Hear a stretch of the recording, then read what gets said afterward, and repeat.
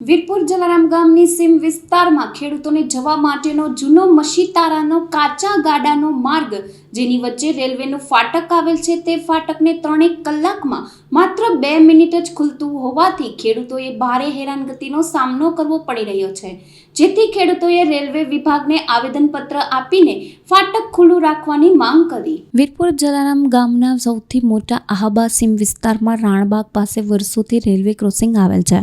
આ ક્રોસિંગ પરથી વીરપુર મશીતારાનો વર્ષો જૂનો ગાડા માર્ગ પણ આવેલો છે।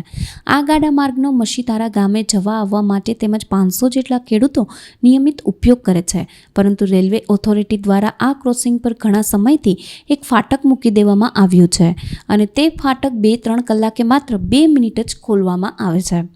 હાલ કોરોના કાળમાં આ ટ્રેક પરથી માત્ર સોમનાથ જબલપુર રૂટની એક જ ટ્રેન પસાર થતી હોય છે, પરંતુ તંત્ર દ્વારા ટ્રેન પસાર થઈ ગયાના કલાક બાદ માત્ર 2 મિનિટ જ ફાટક ખોલવામાં આવે છે અને ખેતી કામે જતા ખેડૂતોને પારવાર મુશ્કેલીનો સામનો કરવો પડી રહ્યો છે।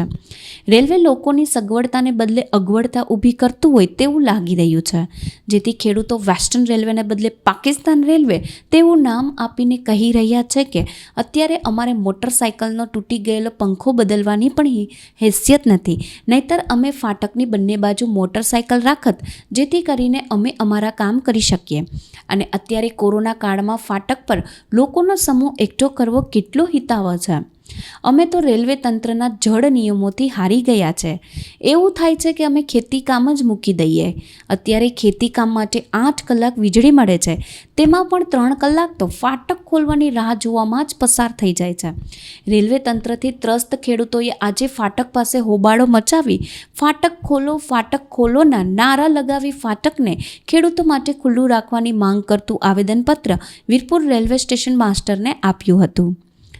અરે મુશ્કેલીની સાહેબ વાત કરવામાં આવી મુશ્કેલી તો આ રાજા સાહેબે નહોતી, અંગ્રેજોના જમાનામાં આવી મુશ્કેલી નથી, એવી આ લોકોએ જે એના નિયમ હશે એવા કાંઈક બહુ જડ નિયમો છે કે 2-3 કલાકે 2 મિનિટ ખોલવાની, તમારે પછી અહીં ઊભું થવાનું, 25-30 માણસો તમે ભેગા થાવ તે પછી અમે 2 મિનિટ ખોલી દઉં તો 25-30 માણસો અમારે ગામમાંથી બોલાવવા ભાઈ, અમારે વાડીએ હાલતા જવાનું હોય, હાલતા વીજળી આવે, આ વીજળીનો કાપ આવે, હાલો એનો વીજળીનો ટાઈમ છે તો એમાં કાપ આવ્યો, તાર તૂટી ગયો ક્યાંક ને 2 કલાકનો કાપ મૂક્યો પછી તમારો કંઈ ટાઈમ સાંડી જવાનો છે, અમે ટાઈમ સાંડ્યા પછી અમારે નીકળવું કઈ રીતે, એટલે બહુ મુશ્કેલી અમને પડે છે। આમાંથી અમે આગેવાનોને ઘણાને જાણ કરી છે કે ભાઈ આમાંનું નિરાકરણ લાવી અને અમારી મુશ્કેલી દૂર કરવા। અત્યારે જબલપુર સોમનાથ એક જ ટ્રેન ચાલુ છે અને ફાટક હંમેશને માટે બંધ હોય છે।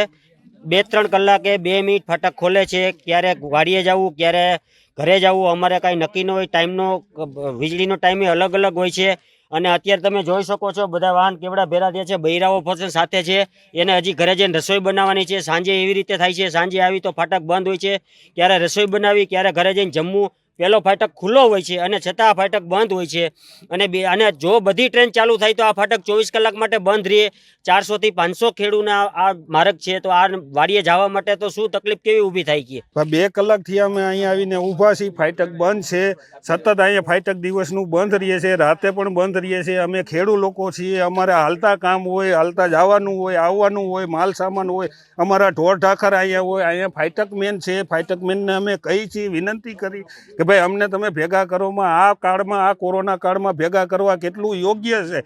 સરકાર ભેગા કરવાની ના પડે છે, આ લોકો ભેગા કરે છે અને એ જવા નથી થતા, એ કે અમારા નિયમમાં છે આગળનું ફાટક ખુલ્લું હોય છે, એ ફાટક બંધ નથી થતું, ટ્રેન જાય તે પછી આ 20 મિનિટે અહીંયા ફાટક ખોલે, એ 5 મિનિટ 2 મિનિટ ખોલીને પાછું બંધ કરી દઈએ, સતત ફાટક બંધ હોય અને પારાવાર આ ખેડૂને મુશ્કેલી। 500 ખેડૂ છે અને અહીંયા જૂનો માર્ગ છે મશીતારાવાળાનો કે જે ગાડા ખેડૂ છે એ લોકોને આવવાનું હોય, જવાનું હોય, અટાણું કરવાનું હોય, તો બધી મુશ્કેલી અટાણે અહીંયા અમે સામનો કરી રહ્યા છીએ।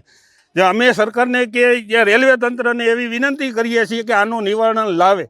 એક જ માર્ગ છે તમારા ખેડૂત અમારે અટાણે હાલવા માટે અમારા આ જમીન આ દેશનો આહબો સીમ કહેવાય છે, એનો આ એક જ માર્ગ છે અને 500 ખેડૂત છે, એ જેને કાંઈ ખેતી કરવું હોય, વાહન લાવવું હોય, વાહન લઈ જવું હોય, માલ સામાન લાવવું હોય, માલ સામાન લઈ જવું હોય, આના નિયમ પ્રમાણે 2 મિનિટ ખોલે, કંઈ અમારે લાવવું તો અમારે 2 મિનિટ, અને વીજળીનો એવો પાવરનો ટાઈમ છે, 8 વાગે આવે, રાતે 9 વાગે આવે, 12 વાગે આવે, 1 વાગે આવે, એટલે અમારે કોઈ ટાઈમ આયરે ન હોય, અમારે કંઈ જવું પડે, કંઈ આવવું પડે, અમને નહીં ખબર હોય। ગૌરવ ગાજીપરા સાથે કિશન મોરબિયા, જય સૌરાષ્ટ્ર ન્યૂઝ નેટવર્ક, વીરપુર।